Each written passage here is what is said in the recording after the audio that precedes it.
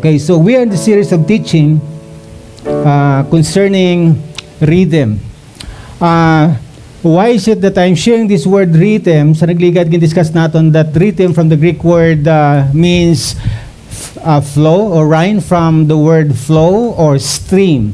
Because ang ato nga basis, sa scriptural basis natin in terms of rhythm is in Psalms chapter 1 and of course sa Jeremiah chapter 17 that reminds us of the necessity of being in the flow, of being in the stream of God, the check and balance in terms of where are we today and what we are doing right now.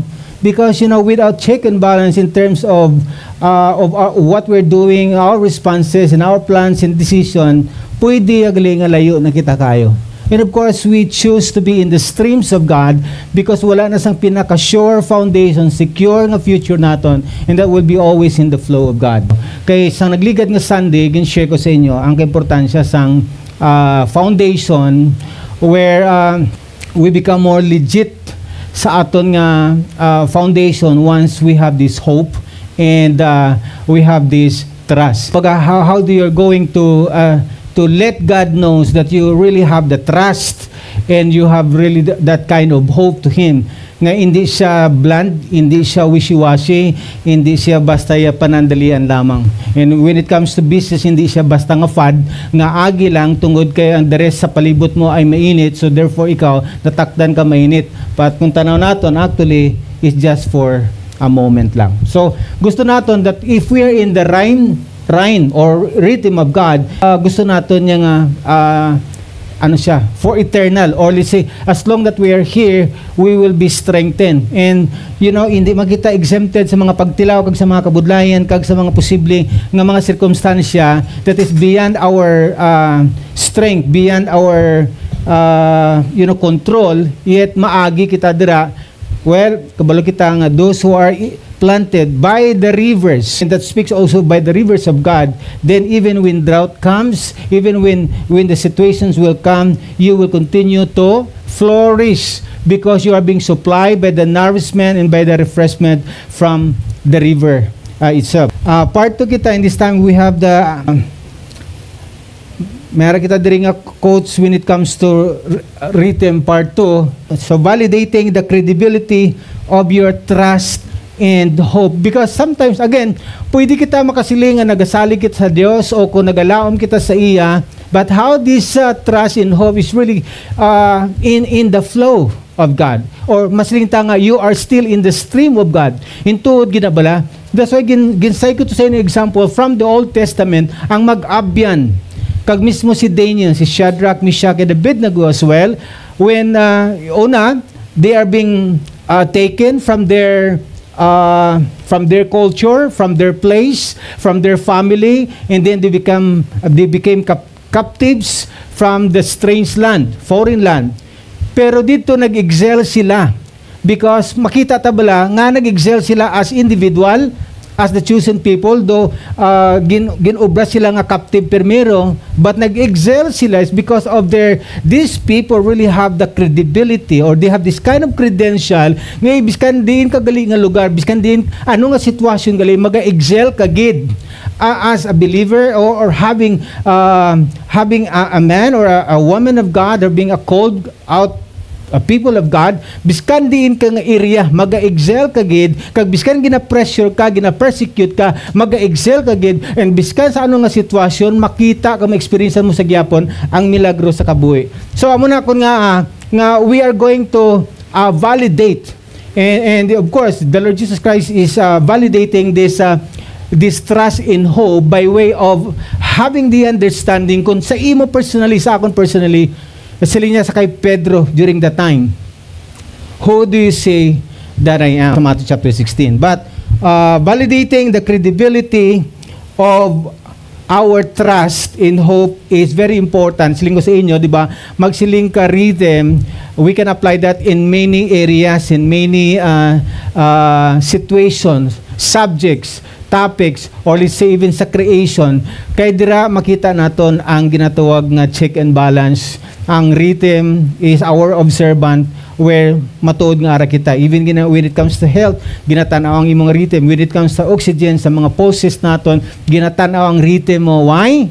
Because when you are out of that, ka-critical na siyang aspeto. So from time to time, ginamonitor. Kung ara ka sa hospital, ginamonitor ka gid. You know, kung ara ka sa music, ginamonitor ang imong nga tuno, ang imong nga tukar. You know, when it comes to God, sa aton nga service, the heart of the Lord God, and the Holy Spirit mismo ay nagamonitor sa atin in terms ng aton nga rhythm. But this time, ang aton bala paglaom, kag ang aton bala pagsalig saya, ay credible siya.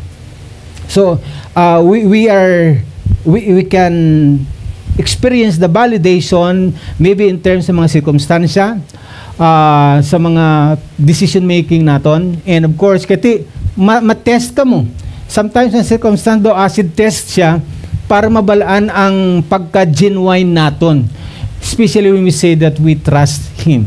Kay kahapos lang gid actually magsiling gasalig kita, kahapos man magtuon kung imo gid sa i-will or desisyonan mo gid nga magbasa sang Biblia, magtuon or mag-memorize. But in terms of having a problem, at challenges, at circumstances, dira mabalaan kung ang rhythm mo iya gid sang Dios. Pag wala problema, pag wala sitwasyon nga hindi mayo, daw hindi ta mabalaan kung original ka gid.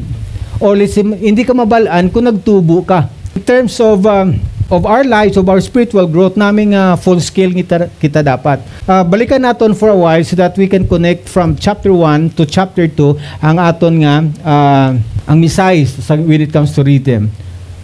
So gin-emphasize naton ang Psalms chapter 1 nga bulahan ng tao, kag ini siya nga mga tao basta magsiling ka gani blessed, you are fortunate. Siling pa sa Amplified Version, you are prosperous. Is anyone who walks and lives not in the counsel of the ungodly. Amo nakataho nga magapamati igitaya sa counsel sang pulong sa Ginoo, sa laygay sa mga matarong, nor stand in the path where sinners walk, nor sits down or to relax where the scornful or the mockers gather together. Usually, pag magsiling ka scornful or mockers, usually kung kisa ara na sa mga nang tumpok-tumpok bala nga nagaistoryanay sa mga hindi maayo. Okay? So namin nga tumpok-tumpok ya because ang atong ginapamatian is pulong sa Dios. But His delight, you know, our joy and our desires is in the law of the Lord. Just like this. Kaya kung religious lang nga tao, kaya katak-ani magpamati sa pulong sa Ginoo. Why? Labi nagid kun lawig na. Ngaman. Because, you know, if the Word of God is not the delight of your heart, then, you know, kung paborito mo yan, do halos ubuson mo gani kaya hindi ka mabilin sa iban. But, you know, if it's no longer your delight, then hindi ka katiner. And then He habitually meditates day and night. So it's not just only Sunday, it's not just only midweek, but even as much as possible, weekdays nga gina pamalandungan nato ng pulong sa Ginoo. And He shall be, amon isang outcome, sang tao yang ang delight niya, ang counsel niya is in the law of God, ang counsel niya at the same time is in the guidance from God, then he shall be like a tree planted. Diri ma-validate naton, diri makita naton silang kasi nagligad sa inyo, nga credible ka, nga tumulo at the same time, this time, you know, when it comes to problems and situation, diri na ginliken sang writer that we will be like a tree planted or firmly planted by the streams of water, ready to bring forth its fruit in each season, sa tamang panahon. And you know, its leaf also shall not fade or wither, in everything he does shall prosper. Diri sa Jeremiah, again silindra sa Jeremiah 17, bulahan Japon ang tao nga nagatuo, nagasalig kag nagasandig sa Dios, kag ang iya nga paglaom ara lang gid sa Ginoo. So again silindra ni Jeremiah, for he shall be like a tree planted by the waters that spread out its roots by the river, and it shall not see in fear when heat comes, and its leaf shall be green sa gihapon, and it shall not be anxious and full of care in the year of drought, nor shall it cease yielding its fruit. Ngaman, because ang iya nga pagsalig kag iya paglaom ara sa Dios. But this time, that kind of trust and hope should be validated kung ikaw bala credible ka. Now, season na sang ginatawag nga enrollment, season na sang upcoming nga pag-eskwela, and prior to that, para mahibaluan ka nga ikaw pasado ka, kag ma-accept ka for another level, for another year, every credentials ka mayara ka should be validated. Rason ko nga nakalibot ko, o kung nakabalik ta sa Siliman is because may kulang. So if there's lacking of credential, pangitaan kagid. Nga man, because that's one way of validating you that you are worth and worthy to be accepted or to be in that particular place. Sa muna nga, once you are being validated, that means, ready ka na for any challenges, for any fight, for any circumstances nga hindi man natin gusto, because even sa pag-eskwela o sa pagtrabaho, if you are not fit, ready, biskan ang physical mo nga kuan, ang imo nga mental gina-try pagani nga i-require, because once you are in that particular place or field or mga challenges, hindi ka pwede magiging part dira, or else magiging kabugatan or dako ka lang nga problema as well. So you will be validated. So kita as a Christian will be validated in terms ng aton man mismo nga paglaom kag pagtuo. And siling ko sa inyo, once you are truly in the rhythm of God, that means yang biskan ano magkadia mo, magabunga ka kag mangibabakod sa gyapon. And hindi man natin gusto ang problema kag challenges, yet you will not be uprooted. Why? Because you are being planted by the rivers, and it shall not see and fear when heat comes from. So ayan, so ang hope and trust naton must be validated, so that nga inang mabalanta nga sumulunod kita ni Kristo. Like halimbawa, to be honest with you, like that the 12 disciples are being called by God, chosen. Among many people, they are being chosen. But of course, as they responded, ang imo nga commitment ginatanaw sa Dios, ang imo nga loyalty ginatanaw sa Ginoo, and your understanding as well nga nagsunod ka. Because may mga tao nga tawag lang nagsunod to, pero lutaw. Kung sa simbahan pa, may harap man nagsunod sa simbahan, pero actually lutaw. Religiously, may mga tao yang nga nagasimba to, pero actually lutaw. And that's why may isa kita karon ka project permi. Ang goal naton permi, may mga random dira ang aton nga media nga naga-interview kun kisa. Ginatanaw naton, gina-check naton. That's part also of check and balances. Kumbaga, makita naton nga hindi ka lutaw. Why ka ginatagaan sang ideya anay nga ikaw karon ha ang akon nga interviewon sa pamati ka, no? Wala ka ginambal sina kasi siyempre mas sigurado gig mamati ka, no? Pero si media will just come to you and ask you if you have a Sunday word. O tayo atubahin mo to para malasa, ready ka na? Okay, anytime. Kay kung may goal ka gid sa siningadlaw, and that is nga, Lord, I want to understand. Because in that way also, that also the reflections of myself in the church, the management, kung paano ka mo mabuligan. Okay? Paano ma-develop, paano kita ma-upgrade, paano naton ma-reach or mabuligan kamo sa pamaagi nga sa diin mas maintindihan pagid. Now, ining 12 disciples, they are being one time sa isa kagabi nga sa digi na pamangkot sila. Matthew 16. Ang aton diri nga target sa part 2 is validating the credibility of your trust in hope. Kay kung namin nga itong sitwasyon karon, kung maayong lawas naton, kung medyo may ara-ara ta, kag may trabaho na o negosyo o nami ang pag-eskwela naton, do ka nami lang magsalig kag maglaom. Nang hindi ka tama ka pressured.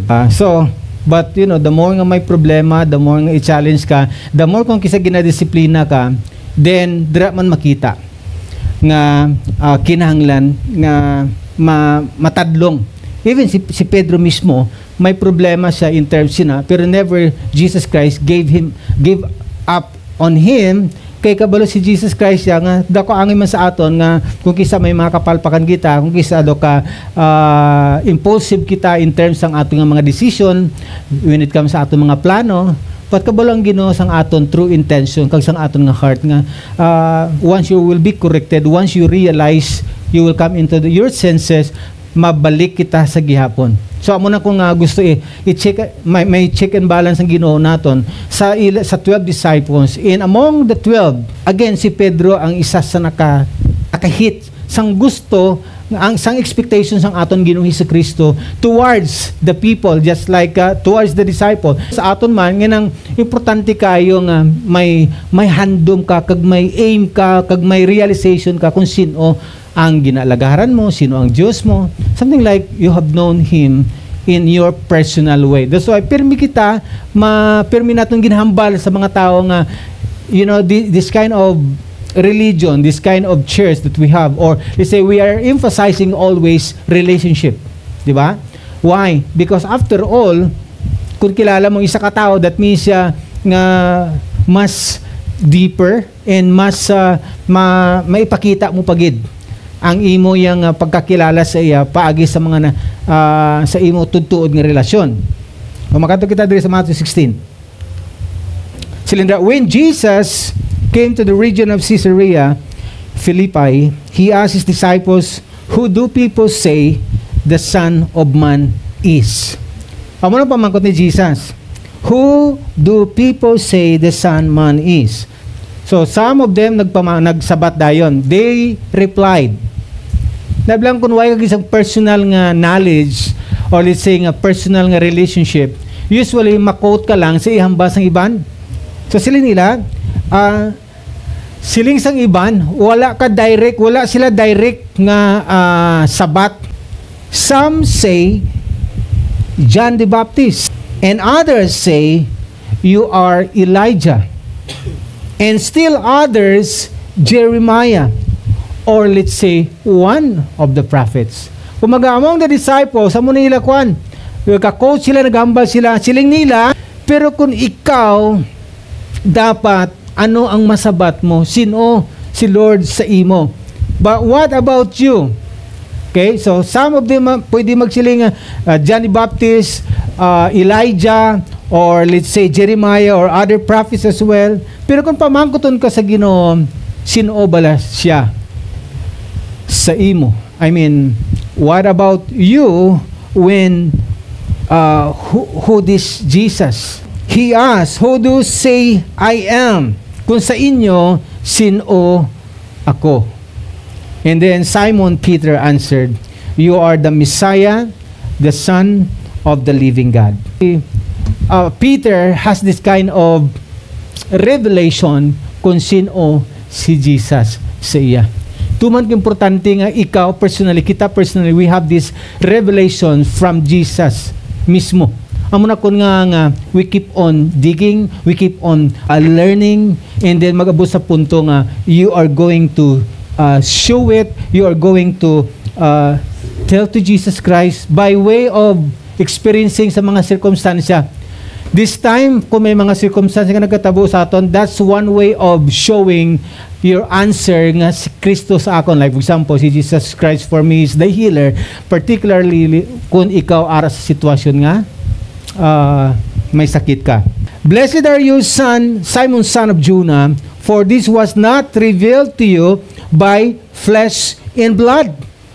So, this is not just only abstract knowledge, although like for example, diri, nagpamati kita sang pulong sa Ginoo, and maybe you are opening the Bible, it can be an abstract knowledge kung may ideya ka kung sino ang imo nga ginaalagaran. But, you know, the more ikaw may intention nga kilalahon ang Diyos sa imo, well, of course, amo nang silindra, that the more that you have the intentions of knowing God, knowing Jesus Christ, the more He is going to reveal Himself. Kaya mo namang higa na be more open to you who He is, and the more He exposed ang iyang mga plano, ang iyang mga desires sa imo, just like in the days of old, sa mga pinili, kag sa mga tinawag niya man. So silindri, bulahan, "Are you Simon, son of Jonah, for it was not revealed to you by flesh and blood, but my Father in heaven." That's why even ang ato mga prayers, you know, are being taught in a model where this is how you're going to come to God, our Father. So if you have that revelations in relationship, you cannot just simply God, but this time by way of having that revelation kung sino ang imo Diyos, He is your Father. So God reveals who He is to Simon. Now, once we build up ourselves sa iya, by way of understanding, pagkanto kita sa Proverbs chapter 3, ginhambal dira nga, in everything you get, you should get understanding, for wisdom is the principal thing. So muna kun nga, pag once magtuon ka, kag magpamati ka, and you have that expectation nga, Lord, I want to understand more. And ining mga natun-an ko, ining mga nabatian ko, Lord, continue to unveil this. Ang aton bala nga expectation sa Ginoo, amo na sa magko sa imo nga mas labi nga makabati ka, kag maka-intindi ka, kag makabaton ka sang revelation, mga kapahayagan. That's why there's a book of Revelation, ang ginatawag siya nga bugna sa Ilonggo. Kay, once you spend your time with God, once you spend yourself with God, then the Lord will reveal Himself.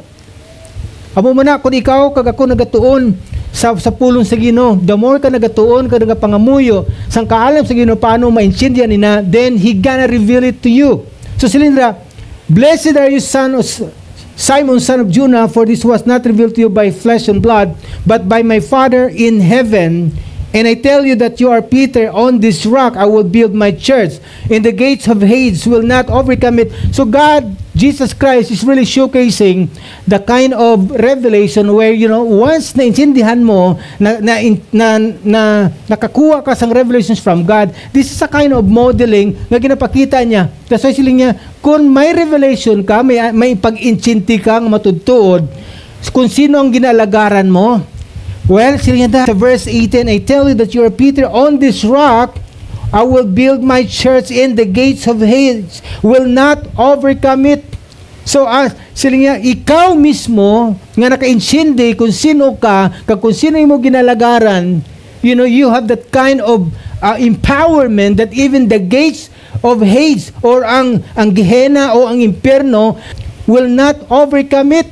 Kay iya ka, sang Diyos. The word, nga ara sa imo tagipuson, the revelation nga naintindihan mo, amo sang so powerful. Diba silinta sa John chapter 4, sa 1 John, that the one that is in you, kung ma-realize na nato na you have that revelations, diba sa verse 4, I think silinta, the one that is in you is greater than they that is in the world. If you have that revelation, inang buhi siya sa imo, very clear sa, vivid kaayo, nga that gives you the boldness, and it empowers your faith to fight, to take on, to stand despite sa imong sitwasyon. Then mo na kun nga makita mo ya nga, you will not allow the trials, the problem to just stop you. So the promise of Jesus Christ, Silendrio, nga you are just like someone that is being put, ngalan niya nga dan, Peter na, small rock, then you are being put into this big rock, and on this rock, I will build my church. So, diri sa kay Jesus Christ mismo, pag na-realize mo kung doano ka kabakod gali, once you have that revelation, once you have that understanding, that you are not just simply being built or being put in some kind of foundation, but you are being put or being built in the foundation that cannot be moved. According to Pastor Paul, siling niya, makulaps man ang tagsa-tagsa ka institution o tagsa-tagsa ka mga bagay, kagbutang, kag mga mabakod sa sining kalibutan. But the one who are being put into the solid and firm foundation, which is the church, cannot be moved. Amuna, even the gates of Hades will not overcome it.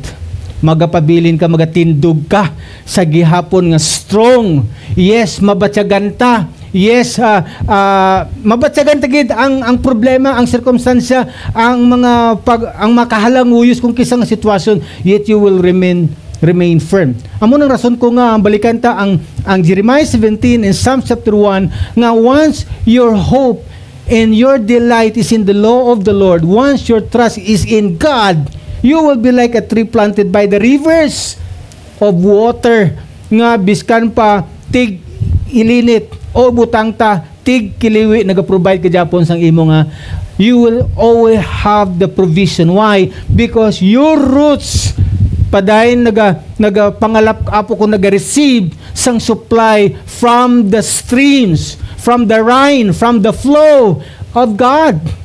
From the flow of God. So the same man, there is sa Matthew chapter 16 nga, even the gates of hate will not overcome it. You are being disturbed, you are being struck.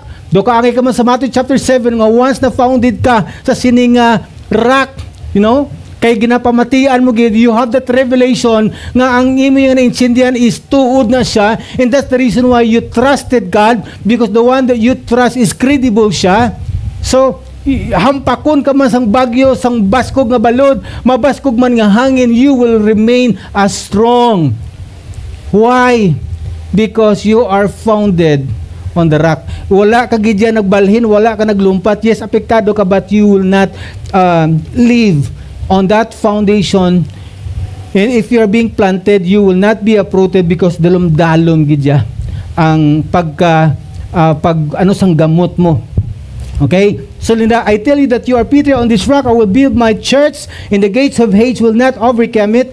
And haripagid, the more he is being empowered because of that revelation, more ganing personally, if you have that revelations of who God is to you, the more ikaw nagapamalandong, the more ikaw nagapamati, the more you become bold in claiming the word for you.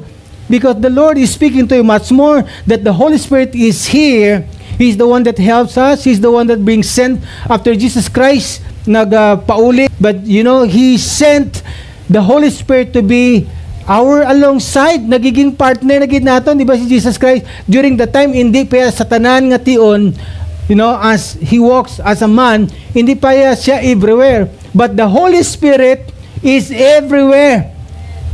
Ari di sa aton ato man to sa iban nga nagatuo sa Ginoo, because He is God. Kumbaga, just like Peter, he can use that authority in the name of Jesus Christ because he knew kung sino yung ginasaligan.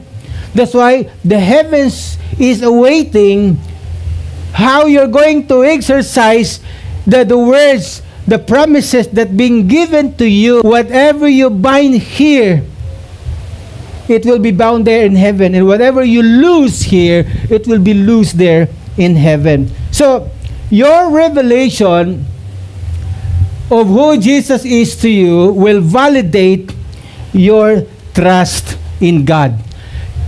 Ang revelation ngayon ining understanding ta, ining bugna, di ba kung kisa kita, basa kita Biblia just like, you know, sometimes an ordinary book, but once something different that happens pagkation nga nagbasa ka, there is a revelation o kapahayagan nga, wow, to bagok lang gid ni insindigan, daw mas bagok lang gid ni na-appreciate nga mga tinaga or pulong sa Dios. The way ako magbasa and the way ako magpamati, kay dugay naman ni kayo nga nabasa ko ni, pero daw bagok lang ni na natalupangdan ha. You know, the more you trust God, kung ano ang buot singinon, and of course in the context of Bible interpretation, kaya hindi man pwede nga mag-interpret ka lamang nga outside of the context of the Bible. But ang point natin kung kisa, the devil is trying to deceive and to blind us para hindi mo maintindihan ang katahom sang mensahe sang pulong sang Ginoo. And that's the reason why we are praying always nga, Lord, Father, reveal it to me, anong buot sing Ginoo ni sa akon.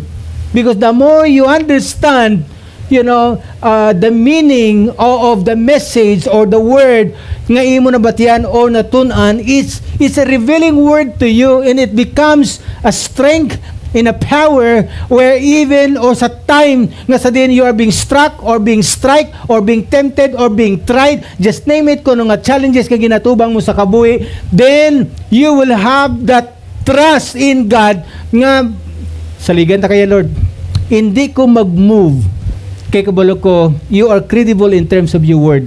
So you have that enlightenment na nga kabalo ko ya tuod ka Lord sa imo mga promesa. Without revelation, budlaygid ma-validate ang mutudtod mga trust. That's why posible mabatian nato nga gasalig kita sa Dios, pero the times and moment that you are being affected by your personal problems and trials, then you stop. Then hindi na tayo makasalig.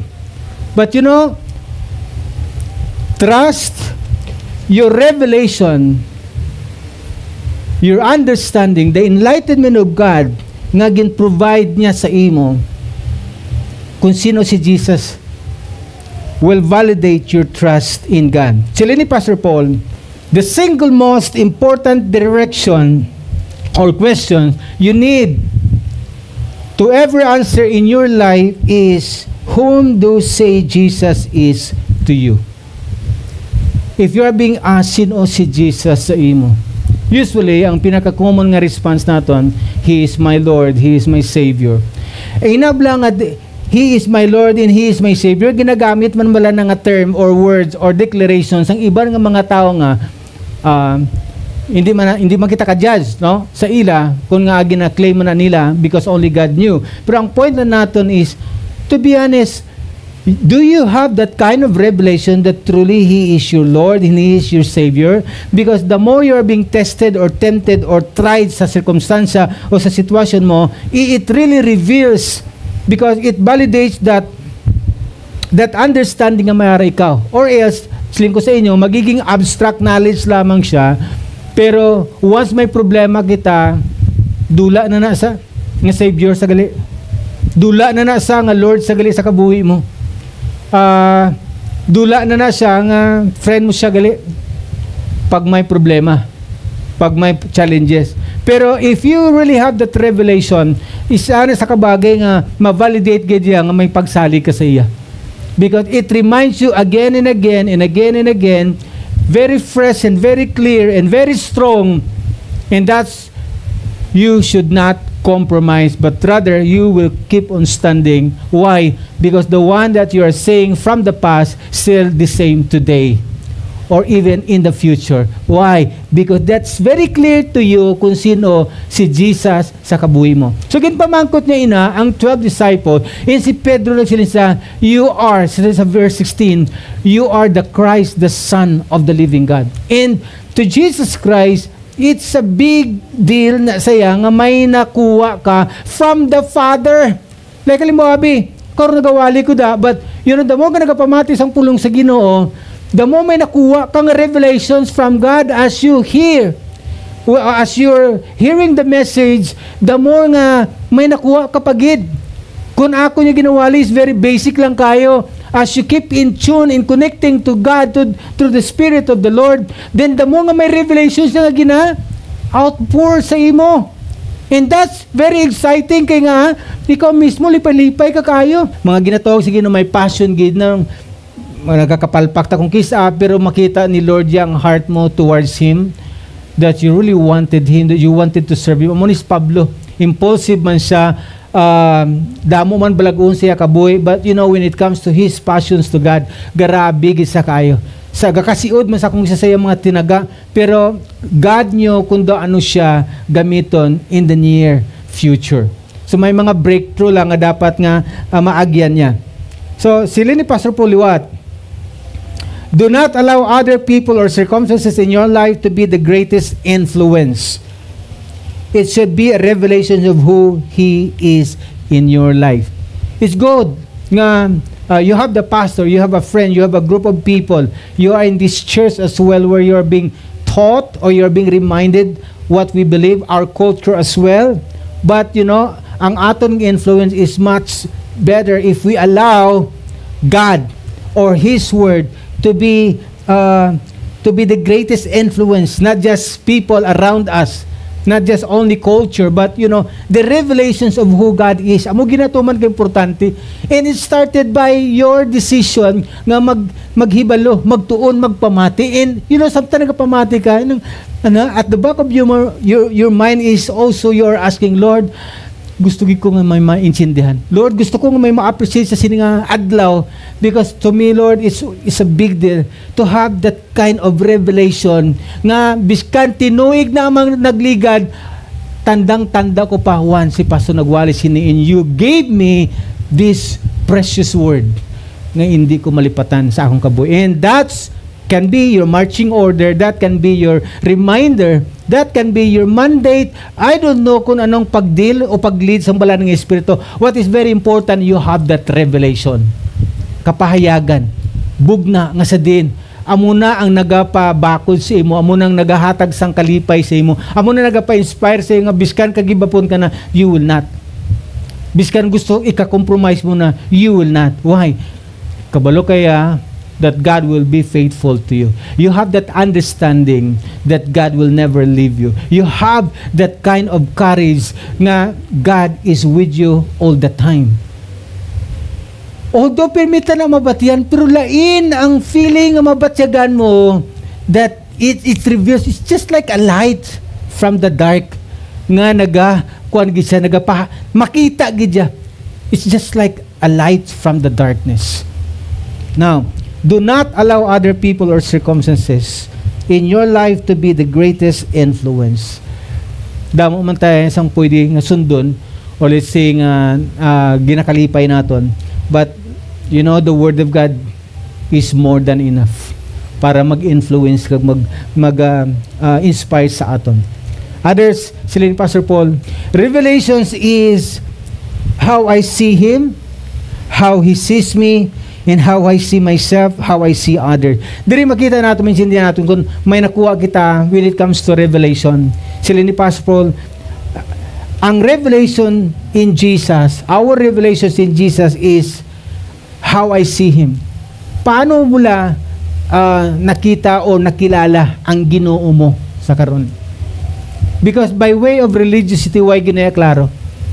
You know, your personal knowledge and personal understanding how you see Jesus in your life is very important.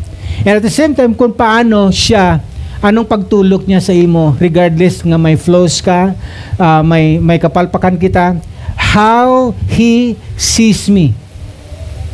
Ikaw gapati bala sa gihapon, nga biskan ikaw may kapalpakan, biskan ikaw may sala, ikaw anak niya sa gihapon. Something like that, because that is the kind of assurance nga gina-reveal niya sa imo nga anak ta ka Japon. Do ko ang iblas ang prodigal nga biskan prodigal siya, hindi na sa worthy nga magbalik kag batunon, yet you know ang pagtulok sa iya sang iya amay wala kailanman na bag-o. Biskan lawig na ang iya nga absent sa presence ang iya nga fathers in His Father's kingdom. Nga way na sa nag-upod. And then ginlustay niya ang kamanggaran nga para sa iya sa walay kapuslanan, yet sang na-realize niya kung anong may-ara niya Father, that's a revelation. And then nagpuli siya, you know, laying down all those pride. And sometimes atong mga kahuyanan, you know, although wala sa sang realization nga, why na ko expectar nga nga kwaon niya pa ko or i-restore niya pa ko pagka bata or pagka anak niya. Ako, enough na sa akon nga magiging servant niya na lang. At least, okay ang akon pagpangabuhi nga hindi ka ngay sini nga worse gid yang magkaon ko sang damog kababoy. Pero you know, our revelation, our understanding kung ano ang pagkatulong sa aton sa Dios, nga biskan sa lawayan kita, biskan na may pagka-rebuilding atong kabuhi, when you know that you are a child of God, tuman ka importante na sa imo kabuhi para makabalik ka. Amen? Sila ni Pastor Paul, how He sees me, silinda, ang revelation in Jesus is how I see Him, how He sees me, biskan imperfect ko, and how I see myself. Di ba? Manisling ko sa inyo nga hindi man bossing ganun that we tolerate sin. We fight, we never compromise, you know, because it's a no-no nga magkabuhi kita sa sala, because kita tanan niya gin-rescue na kita sa Ginoo, gin-restore niya na kita. But, you know, sa mga portion o sa mga time where kita makasala, paano mo tulukon ng imo kaugalingon? Because may mga tao, of course, just like Peter during that time, di ba gin-prophesy siya, gin-declare sa Jesus Christ nga 3 times mo ko i-deny. Before the cock will crow, you will deny me 3 times. Sa itong na 3 times siya na nga gin-deny, tapos na namalo, and then nagwa siya kag he wept bitterly. That really shows sang iya nga great nga remorse, sang iya nga pagka-realize nga ang ginhambal ni Jesus Christ is tuod gid kaayo. And then kita mo, still God gave him. Jesus Christ restores him. And the same man sa aton, sa imo, sa akon, how you see yourself sa mga moment where ikaw nakasala. Kaya mo ning problema mong once nga hindi mo kilala mo kaugalingon, once nga you are not founded kung anong ginimo ni Jesus Christ sa krus ng Kalbaryo, of course kung kita makasala, again, we are not tolerating sin and we are not condoning sin. But you know, if ever ikaw halimbawa makasala ka, and then paano na karon? Diba?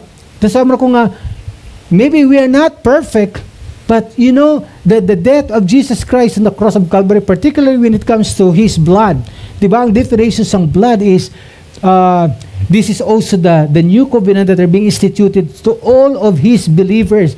And that, you know, once you are under the blood covenant of Jesus Christ, you are no longer a sinner. So, you are being called as righteous. And righteousness is the ability to stand before God without sense of guilt or shame, as in sin doesn't exist. As in, though sin nga wala lang nag-exist. But there is actually sin because God knew sa mga imperfectness natin, God knew that we are still working progress. So how you see yourself is a kind of revelation nga kung mag-abot man ang hindi mo gusto matabo tani, then still you have the courage nga magpalapit Japon sa Ginoo because kabalo ka that God is a loving kindness nga Ginoo, that God is a merciful God, that God is a forgiving God. Now, if you're saying yourself nga, ay hindi na ako worthy, and maybe you're no longer worthy, but see yourself as you're being redeemed by God. And you have still the chance, as long hindi ka papatay, as long ara ka pa sa panahon nga magbago, then do it now. Na so that's why ang revelation to man importante sa mga panahon nga you are being tried, you are being challenged, or you are being tested. And you know, ang ikapat, how I see others, because if you are being righteous already, if you are, you know, ginbago ka na sa Ginoo, the more you understand yourself from the past and how the Lord Jesus Christ did it to you, and then this time nagiging compassionate ka sa ibang mga tao, you are no longer judgmental, you are no longer prejudicial in terms of them, kung sila may mga kakaluyahon, kung sila may makasalanan, kung sila wala nagasimba pa, you are not judgmental, you are not prejudicial, but rather compassionate ka that in the days to come, nagiging pasensyoso ka nga mag-abot ang tion, you will have them as well with God. Biskan pa ka imposible na mabago, biskan pa nga daw makadto na gina sila sa impyerno, how you see them in the eyes of God, that none of them will perish. That's the prayer of ni Peter. Nakita niya ang revelation niya kay Lord nga that none of them will perish. So as much as possible, our revelation, amo nga hindi kita judgmental sa mga tao nga it seems like nga ay nga tao ya why nagina tsansa. As long ang tao buhi may tsansa. So revelation is very important that you are truly in that kind of trust sa kung anong ginhimo sa Dios, anong gin-promise ni Lord sa kabuhi ta from the Old Testament to the New Covenant. Amo na isa ka importante. So revelation in Jesus is how I see Him. Ikaw, paano mo siya, anong pagkakilala mo sa iya? Tuod bala siya nga Ginoo mo? Tuod bala siya nga manluluwas mo? Sino siya sa imo in a personal way? In a personal way. Sino siya sa imo? And ano ang pagtulok sang Dios sa imo? Nga parehas ang amay diri sa kalibutan? Parehas ang Iloy sining kalibutan? No. More than that, how He sees you, ito man importante. Nga, biskan sa lawayon ta, pero ya palangga ka ni Lord. Amen? Amen? Na, the more ka nagabatsag sang pagigugma sang Diyos, dira man kita nagabago. Di kabalo kita ya, nga maabot gitang time nga, ang tao ya nga sa lawayon, mabago gina. Yes? So amo nang kun nga how we see others will also start us to pray, having a compassion nga pila ka adlaw makakilala sila kay Lord. So ang who Jesus is, actually may book kita sini at the same time. Who Jesus is has the two sides. First, this is Jesus to me. Ang revelation, or let's say, ang pagkaintindi mo, amo ni si Jesus akon. Ang pagtulok mo sa iya. Si Jesus sa akon, pagtulok ko sa iya, in a distance, He is my Lord, He is my Savior. But you know, laina when it comes to relationship. Because this time mas nagiging personal siya. Who Jesus is for me. Gina-claim mo siya. This time, mas deeper, mas closer ang imo pagka-establish sang pagkakilala mo sa iya. Ato ya ang revelation, who Jesus is to me, you know, in a distance, nakita mo siya sa general nga aspeto, yet very clear kayo. Pero you know, ang who Jesus is for me is something like mas personal, mas deeper, mas intimate siya because, you know, gina-claim mo na gid siya that He is my friend, my Savior, my Lord. So once there is for me nga word, you know, ano man ang iya ginhambal, ano man ang iya ginabatyag, ano man ang iya ginatudlo, ano man ang iya ginasugo, it's your pleasure, it's your delight in whatever His promises, you know, dra ma-validate kidya ang imo nga tudtuod nga relationship. Because you have that hope, you know, ang pinaka-base na sina is integrity, where, you know, Jesus when He promised, God when He promised, you know, that's His integrity. And the more nga nagiging intimate ka sa iya, the more nga you will not be moved. The more that you will not be uprooted, the more that you are confident ka nga ang tanan matabo, ang tanan maabot, kaga biskan magkinano ya ang pulong sa Ginoo, matabo gid siya sa kabuhi mo. So, Cylinder Pastor Paul, who Jesus is has the two sides. First, this is Jesus to me, that's a revelation, and Jesus for me, that's a relationship. Your relationships of who Jesus is for you will validate your hope in God. So, ang ining relationship naton kay Jesus, amo na siya, you know, ang mag-validate in terms ang aton nga paglaom sa iya mga promesa. Kasi siyempre, if Jesus Christ is your relationship, if Jesus Christ is your Lord, your friend, your lover, mas particular ka sang iya ginhambal. So dira lauman mo gid ya ang iya gin promise. Dira mas pamatian mo kag tindugan mo kung anong ginhambal niya sa imo. For me, you know, enough na sa akon nga gintagaan niya ko sa sining word, and I will cling to that word and I will rely to that word as well. So again, si Pastor Paul siling niya, when you have a revelation and relationship as a church, then you understand the purpose. Amo na ko nga diri ginahambal ni Jesus Christ sa Matthew 16 in terms sa ginatawag nga revelation and relationship towards sa iya mga disciples, di baging panawag sila. But among the 12, there's only one that stands out, that you are the Christ, the Son of the living God, particularly in terms of the church, because anyone who are being called by God, they are also declared as a church. In Cylinder sa Matthew 16 as well, nga upon this rock I will build my church, and the gates of Hades will not prevail. So we as a people gin position sa different places and areas sang aton pagpangabuhi sa sining kalibutan. You know, we are being positioned as a church. And of course, talking about the church, He is the head, where every command and every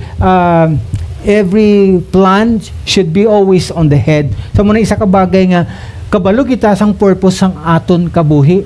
Nagatrabaho ka man, naganegosyo, nagaeskwela, ang purpose sa imo kabuhi is to make Jesus known. Hindi mo kinanglan nga mag-retire anay bago ka mag full scale sa trabaho. Sila nila, part-time na ko anay karon pagka mag-retire na ko, full-time ako kay Lord. You know, pag mag-retire ka na, let's butan tabi 60, or although nagnubo-nubo ng retirement karon do 56 na guro or 55, or butan ta 60 na lang be. Kuha na yan, lain na yung kusog, lain na ng chimpo. Pero you know, kung may batanon ka pa karon, kaya ta ma-maximize ang aton time. That's why full scale ta, kay ang operations ng utok ta, ang heart ta, ang lawas naton, kaya taya nga mag-alagad kay Lord. Because as a church, we are being positioned to workplace, to marketplace, to schools, where we can be light and salt and influence, a lighthouse that will shade and warn others as well. Diba? Ang purpose ng lighthouse, suga, para nga ang mga barko hindi madisgrasya or hindi masadsad kay kadelikado. So something like, you know, kung ano importante sa aton kabuhi, that's the purpose of being a church. And we cannot just simply embrace being a church without having a revelation and relationship with our Lord Jesus Christ. That's why balikan taliwat kung sino gid si Jesus sa kabuhi naton, because posible nga tutom ta karon, pwede po diya nga buwas siya way na ta. Hello?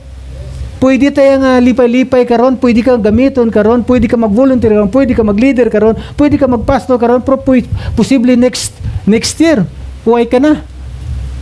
But you know, having a revelations and a relationship with God where na-validate ina ang hope mo kag trust sa kay Lord, do kaangay ka sang kahoy that are being designed niya nga magtubo gid kag maglast for a lifetime. Kay nga man ang imo yang supply wala nagakahubsan, apektado ka sa nagakalilain nga season, ang changes sang mga season where it affects even sometimes our growth. Pero kung ara ka kay Kristo, kabalo kaya nga padayon ka Japon gamiton. Tapos may makita kaya nga ang mga tao yang may revelation relationship kay Lord, where ang iya tudtud nga trust na validate gid sa insakto kag hope, amo na sayang halin pa sang una hasta karon kag sa pagpadayon nagapagamit Japon sa Ginoo. Samtang nagatrabaho, naganigos kag may pamilya sa gyapon. Sadtos bata pa lang hasta nagsultero na, hasta nga nakatapos na, hasta nakapangasawa na, you know, may kabataan na, nanigulan na lang sa nagapadayon sa pun alagad sa Ginoo. Katahom, di ba?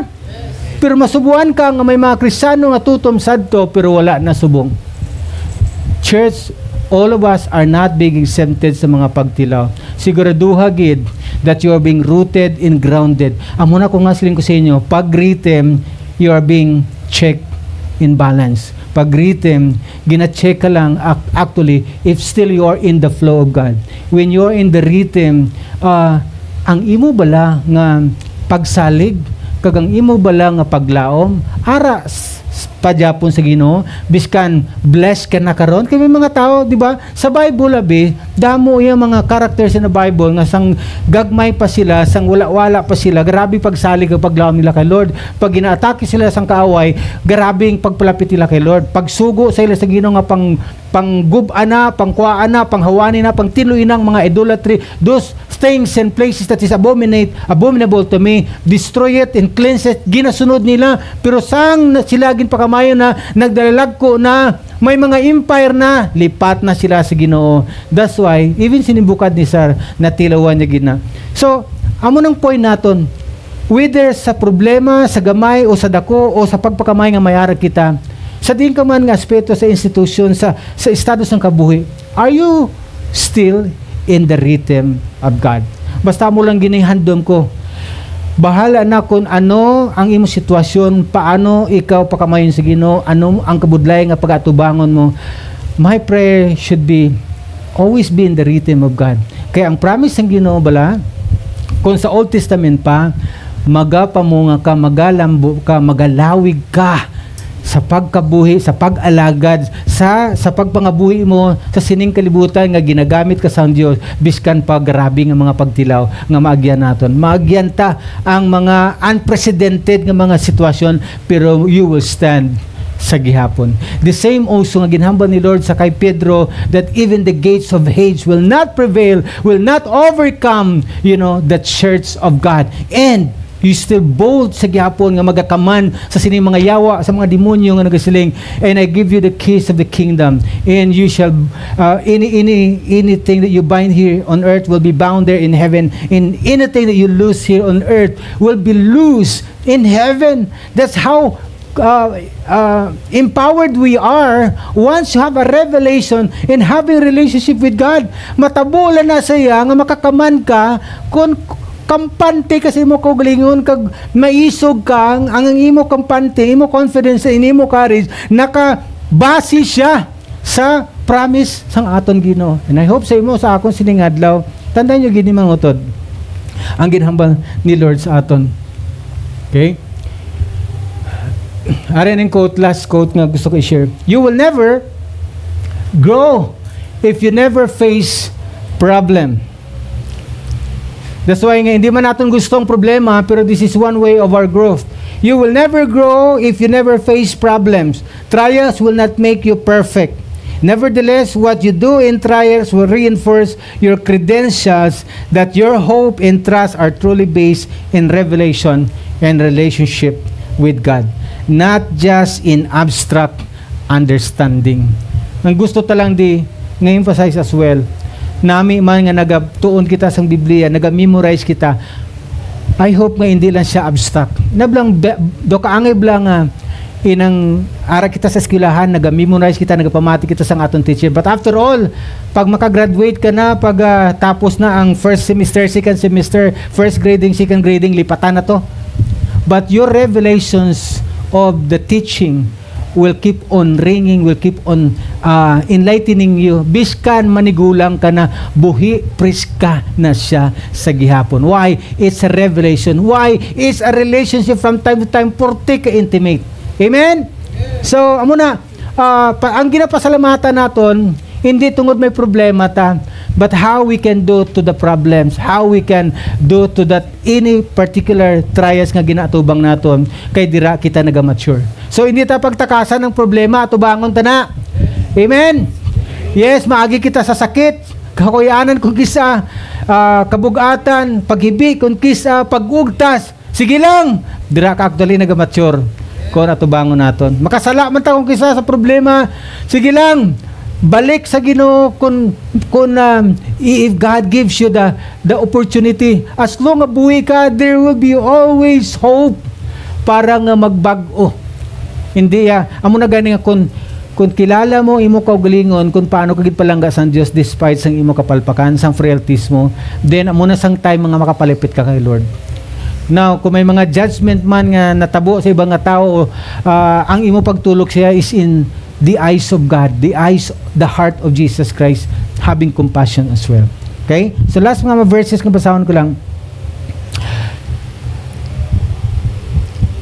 Si Pedro, then after an hour had passed, another confidently affirmed, saying, surely this fellow also was with him. Diba mo siling ko gina? And then sa verse 61 na lang, then Peter remembered the word of the Lord, how he had said to him, before the rooster crows, you will deny me 3 times. So Peter went out and wept bitterly. Ang iya pagkatapos nga resulta sa iyang mga paghinulsol, sa iyang great remorse, is grabe ang paggamit sa Ginoo. So amo na yung isa ka bagay nga ma-appreciate naton even sa pinakalaway nga sitwasyon. Romans chapter 8 last mga verses. Okay. Who shall separate us from the love of Christ? Shall tribulation or distress or persecution or famine or nakedness or peril or sword? As it is written, kusiling pa ni Pablo, for your sake, tanaw ba si Pablo, we are all killed day long. We are accounted as sheep for the slaughter. Yet in all these things we are more than conquerors through Him who loved us.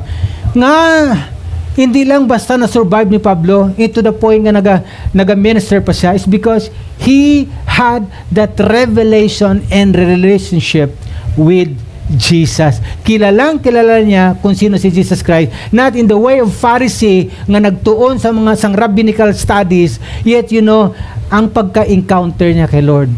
Right? So Silindra, and the Lord, yet in all these things, we are more than conquerors through Him who loved us. That is a revelation and that is a relationship as well. For I am persuaded that neither death, nor life, nor angels, nor principalities, nor powers, name it, kung ano ang iya, ano man ang imong maagyan, name it, list it, nor things present, nor things to come, nor height, nor depth, nor any other created thing shall be able to separate us from the love of Christ which is in Christ Jesus. That's why ito man importante in terms of revelation, how we see Jesus is how I see Him, how you see Him, how He sees you, and how we see ourselves, how we see others. Tuman sa ka-importante because sa anuman nga sitwasyon nga atubangon naton in the near future, you are confidently will say nga I am loved by the Lord no matter what. I still have the opportunity to come to God no matter what because this is how He promised. This is how He gave His life. Amo na kun nga that makes you again come to the presence of God for another chance. That's why mo na nga tuman ka importante nga ma-validate ang credentials mo of saying that I trust God, of saying that I have hope in God.